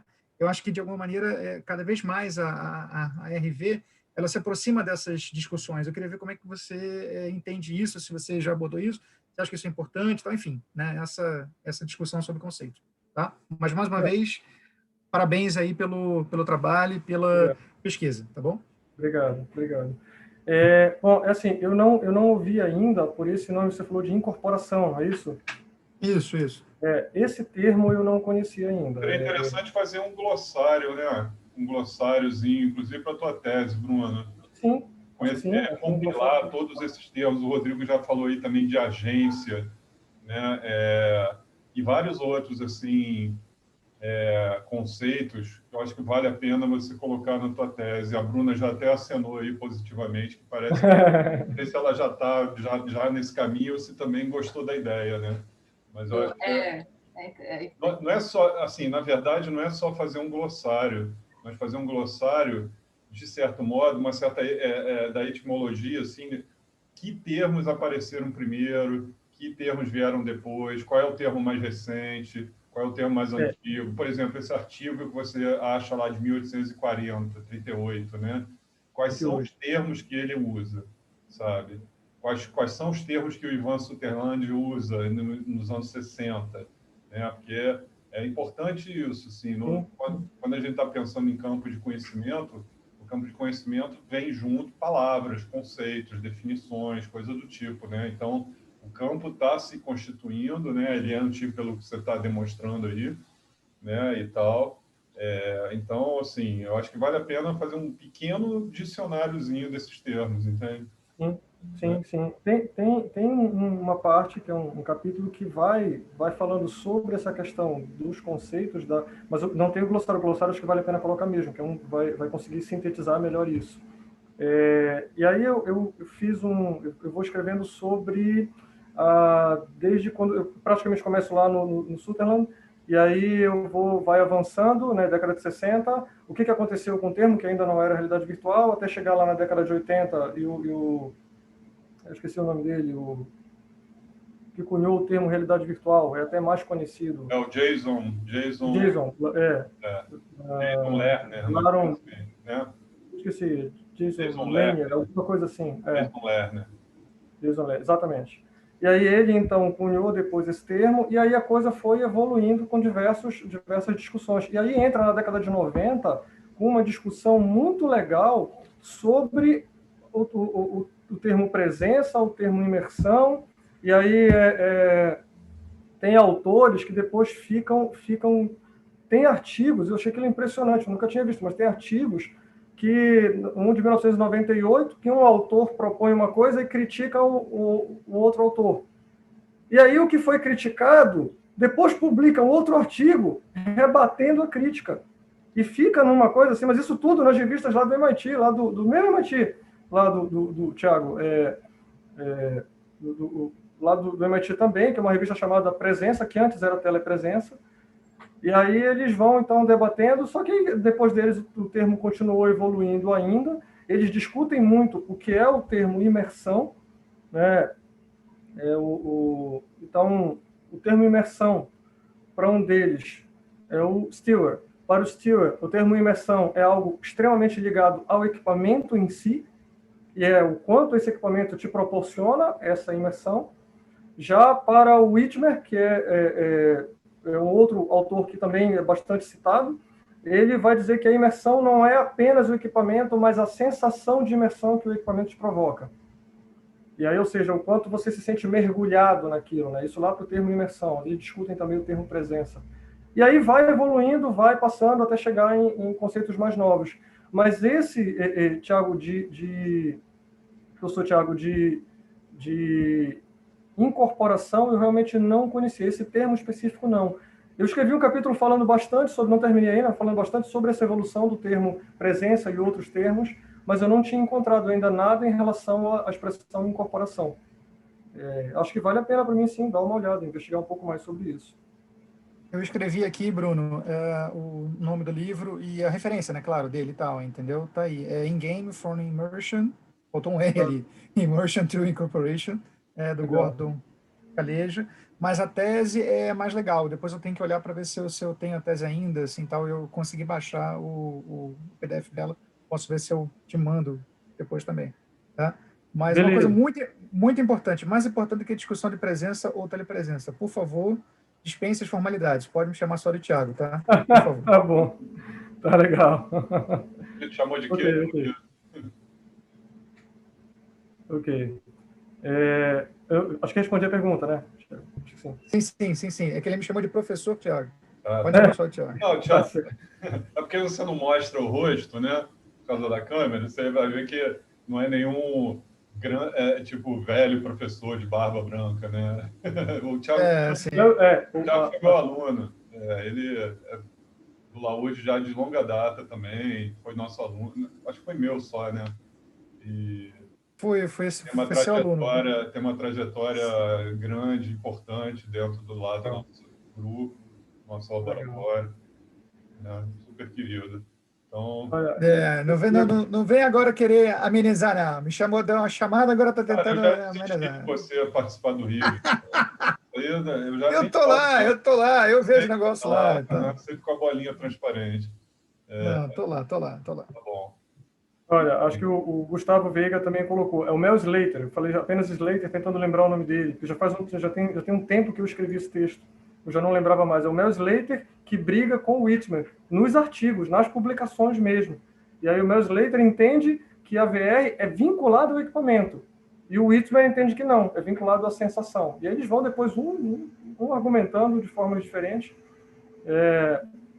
Mas, enfim, a gente meio que escolhe, né? Tenta encontrar o que está sendo mais escolhido pelo... Na verdade, eu acho que a primeira realidade virtual, primeiro citação à realidade virtual é o mito da caverna, sabe? De Platão, entendeu? Sim. É aquela realidade projetada, né? Aquela realidade que não é a realidade, mas se faz passar por ela, entende?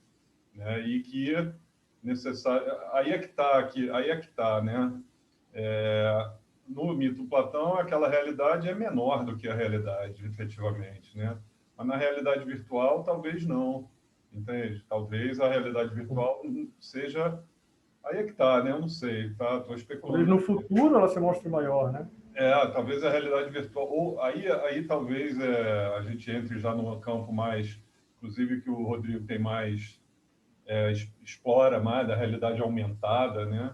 Que pelo próprio nome é uma realidade aumentada, é mais do que a realidade. Então, mas de qualquer maneira eu vejo que a primeira citação de uma realidade que se faz passar pela realidade, efetivamente, é o mito da caverna, né? Então, não sei, enfim. E eu fico pensando também nas caixas pretas, né? Não sei se é esse nome, é caixa que são aquelas primitivas câmeras fotográficas, né? Na qual Câmera escura. Câmera escura. Câmera escura, sim, sim, sim. E também, de algum modo, tenta trazer a realidade que está lá fora para dentro de alguma coisa, de algum dispositivo, efetivamente, né? Então, não sei. Agora, confesso que eu não tenho muita familiaridade com esses conceitos, por isso mesmo que eu acho que seria legal ver um glossário, assim, para até mesmo... agência eu já tinha visto, mas também não sei muito bem o que quer dizer, e essa incorporação menos ainda, né? Enfim. A incorporação eu vou depois dar uma lida nesse material que o Thiago colocou. E ver também alguns, porque eu não concluí, né, esse capítulo, eu comecei a escrever, cheguei em 1910. Até 1910 eu não encontrei nada com relação a esse termo. E aí eu parei em 1910, então de 1910, desculpa, falei, 2010. Eu parei em 2010, a evolução do conceito. E de 2010 em diante, pode ser que tenha surgido, certamente surgiram coisas novas, né? Então, talvez esse conceito seja mais novo. Mas, gente, tá rolando um textão aí da Diana, quer falar? Eu estou vendo aqui. Para que assim... Então, eu mandei o textão porque, como são algumas questões técnicas, eu achei para melhor o Bruno ver e, se ele quiser responder de pouco a pouco. Bem, posso responder, sim. Bom, você fala assim, no Twinmotion é muito complexo colocar o render em VR? Não. Você aperta um botão apenas, isso vale para a versão mais recente. As versões mais antigas, eles só funcionavam bem com o Vive. Com o óculos, por exemplo, que é o do Facebook, ele dava problema. Mas a versão mais recente dele corrigiu isso, então, para Vive, para o Lenovo e para o óculos do Facebook, ele funciona tranquilamente. Você está aqui, tem todo o seu cenário renderizado no Twinmotion, e tem um botãozinho lá VR. Você aperta nele e pode colocar o óculos que você vai ter como navegar. O que eu faria de observação é que o Twinmotion faz um render em tempo real. Então, por exemplo, quando a gente pega um produto feito no Unity ou um produto feito no Unreal, eles não utilizam necessariamente o tempo real, ou eles diminuem bastante os elementos de renderização em tempo real. Eles usam um efeito chamado Baker, um recurso chamado Baker, que é assim, a gente ilumina a cena agora, ilumina aqui, posiciona as luzes, e depois manda ele fazer o cálculo dessa iluminação. Quando ele termina o cálculo da iluminação, que os ambientes agora estão devidamente iluminados, ele vai, o Baker, né, ele vai assar aquela iluminação nas paredes, de modo que depois a cor daquilo já está ali, ele não está mais iluminando em tempo real. Aquela iluminação está marcada na parede e ele não gasta processamento para isso. Então, ele gasta muito pouco processamento, economiza muito, melhora muito, torna a coisa mais leve, e torna a experiência mais fluida. No Twinmotion, ele faz tudo em tempo real. Então, mesmo que você tenha um equipamento bom, você percebe quando você move que algumas coisinhas, alguns pontinhos vão se desmontando ali, porque ele ainda está processando ele em tempo real. Mas assim, isso é uma coisa muito pequena, acho que um cliente que não está habituado, ele provavelmente não vai sentir falta, não vai perceber. Mas se você tiver que, se for, por exemplo, eu vou trabalhar com arquitetura apenas, eu iria para o Twinmotion e utilizaria esse tipo de experiência, e acho que essa diferença, ela não justifica ter que estudar o Unreal para isso ou o Unity para isso. Agora, se for no campo da pesquisa, não, aí já vale a pena estudar o Unreal e o Unity. Depois você fala aqui, sobrecarregaria o computador? Sim, você precisa ter um computador realmente bom para isso. Eu diria pelo menos uma placa de vídeo 2060. Exatamente isso que eu ia perguntar também. Já está respondendo a de baixo. A 1060 para o Twinmotion, eu acho que você vai ter dificuldade, vai colocar somente coisas muito leves para funcionar. Mas uma 2060 já funciona bem. A utilizar algum modelo de óculos VR para essa experiência imersiva, tem boa aceitação com o programa ou rejeição? Não, tem boa aceitação sim. Inclusive, eu acho que eu cheguei a mencionar que eu cheguei apresentei um projeto para uma família há pouco tempo em VR e eu usei, não foi o Twinmotion, foi o Enscape, mas é a mesma metodologia que eles utilizam, também tudo render em tempo real, e para eles foi excelente, para eles foi muito bom. Inclusive a história do garoto ficar voando, que ele adorou ficar voando, foi no Enscape, que é tal como o Twinmotion. Já o 2, para utilizar o óculos VR que se conecta ao computador, seria necessário alguma especificidade? Bom, é assim, aí depende do óculos, mas o Naylor, eu lembro que ele passou por um probleminha com relação a isso, porque quando ele comprou o Rift vem com a porta DisplayPort, que nem todo computador tem. Resultado, não tem como usar. Assim, lembra, Naylor, disso? Não tem como usar. E aí, se o teu computador não tem essa porta, não tem jeito, o adaptador não funciona direito, porque a DisplayPort é uma porta muito mais rápida do que a HDMI, por exemplo. Então, não existe um redutor da DisplayPort para conectar a HDMI, existe o inverso. E aí, ou seja, você realmente não usa. Então, é bom dar uma olhada no tipo de porta que aquele óculos vai te exigir antes de comprar. Então, por exemplo, os óculos do Facebook, aquele branco que eu mostrei, que eu diria que é a menina dos olhos do mercado hoje, a porta dele é USB-C. E aí nem todo computador tem uma USB-C para isso. Então, ainda tem a especificidade de ser uma USB-C que esteja conectada à tua placa de vídeo. Porque tem alguns computadores que têm USB-C, mas não está conectado à placa de vídeo, então não vai funcionar para o óculos. Isso é uma coisa ainda um pouco chata. Por outro lado, esse óculos branco que eu mencionei, ele consegue trabalhar sem PC, com uma limitação maior, mas ele consegue trabalhar sem PC. Então, isso é uma vantagem muito grande dele. Mas a história da porta que você falou é importante fazer isso. Mais ainda, tem computadores caros sendo vendidos hoje no mercado, tipo a 20 mil reais, um computador caríssimo, que não vem nem com a porta DisplayPort, nem com a USB-C. Então, assim, existe o risco da pessoa comprar por uma grana o equipamento e ele não conseguir rodar a realidade virtual por essa limitação da porta que vem nele. Então, é bom dar uma olhada nisso antes de efetuar a compra. Você fez uma última aqui, conecta o computador se necessário, memória operacional, placa de vídeo falei, a memória, não, acho que pelo menos uns 16 MB eu faria de sugestão. Pelo menos isso. Acho que tem mais três observações aqui. Boa noite, Rodrigo. Boa noite. E aí o Nilo me parece que beleza. Gente, já são quase 7 horas. Se alguém quiser fazer mais alguma pergunta, a hora é essa para a gente encerrar essa excelente atividade. Eu agradeço. Diana. Tá bom? Como ninguém mais quer falar?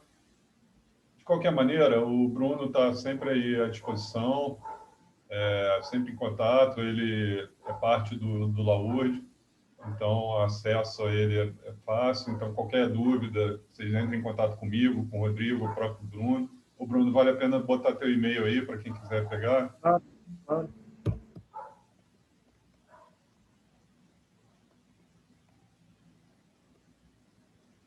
Fiquem à vontade, pessoal. Podem mandar a dúvida que tiverem, a curiosidade. Podem. Bruna, se você quiser mandar, depois manda um e-mail lá, que aí eu te retorno com um link, com um monte desses artigos que eu já baixei, enfim. Show, obrigado. A gente troca a figurinha assim. Beleza. Legal. Okay. Bruno, então, parabéns pela aula e seguimos juntos. Vamos conversar sobre esse teu novo objeto aí de tese, tá bom? Sim, a gente tem que conversar, tem que combinar para conversar. Né? Tá. Beleza. Gente, boa noite beleza. a todos. Muito obrigado pela presença. Obrigada. E agradeço também, pessoal. Ficamos em contato. Obrigado, pessoal. Valeu aí. Grande abraço aí para todo mundo. Obrigado também, Neilo. Depois eu disponibilizo a gravação para quem quiser, tá bom? Eu vou botar lá para gente, lá no AURG. Quem quiser, depois entre em contato. Beleza. Neilo, depois a gente marca, então, para uma reunião sobre isso aí. Tá legal? Perfeito, tudo bem. Eu vou te mandar mensagem lá depois e aí você se diz quando ficar melhor. Tá legal. Beleza. Obrigado. Um abraço, pessoal. Tudo de bom aí. Tchau, tchau.